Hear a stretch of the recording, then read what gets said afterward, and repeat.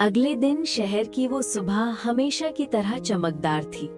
सूरज की पहली किरणें ऊंची कांच की इमारतों से टकराकर सड़कों पर बिखर रही थीं। कल की उस छोटी सी घटना ने आरव की खामोश दुनिया में जैसे एक हलचल सी पैदा कर दी थी।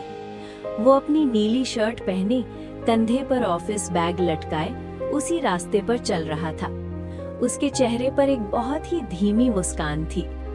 आरव उसी कॉफी शॉप में पहुंचा और खिड़की वाली अपनी पुरानी मेज पर जाकर बैठ गया। वो अभी अपनी कॉफी का पहला घूंट लेने ही वाला था कि तभी धड़ाम, कैफे का भारी दरवाजा एक झटके से खुला। आरव को मुड़कर देखने की जरूरत नहीं थी। वो समझ गया कि तूफान आ चुका है। आज रिया ने एक चटक हरी स्वेटशर्ट पहनी थी और उसका चेहरा खिलखिला रहा था। कल के लिए एक छोटा सा हर्जाना। रिया ने मुस्कुराते हुए अपने बैग से एक छोटा सा डिब्बा निकाला। उसमें एक ताजा मफिन था। उसने कल की अपनी चंचलता के लिए फिर से माफी मांगी, लेकिन आज उसकी आवाज में घबराहट नहीं बल्कि अपनापन था। आरव, जो अक्सर घंटों चुपचाप गुजार देता था, आज रिया की बातों पर ठहाके लगाकर हंस रहा था। उन दोनों के बीच एक गहरा संवाद शुरू हो गया था, जहां शब्द कम और एहसास ज्यादा थे। बातों बातों में रिया ने अपनी स्केचबुक निकाली। ये देखो, कल वाली घटना का मेरा नजरिया। आरव ने देखा, रिया ने बहुत खूबसूरती से एक बादल और पहाड़ का कार्टून बनाया था जो आपस में टकरा रहे थे। तभी एक पल के लिए दोनों चुप हो गए।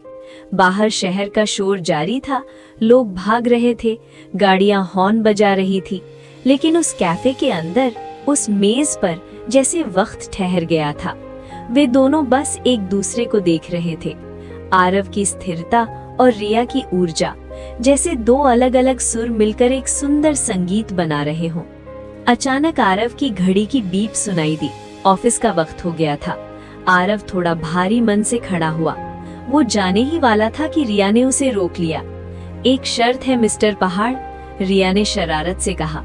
कल तुम्हें अपनी बनाई हुई कोई ड्राइंग मुझे दिखानी होगी। Fair deal? आरव ने मुस्कुराकर सिर हिलाया और वहां से निकल पड़ा।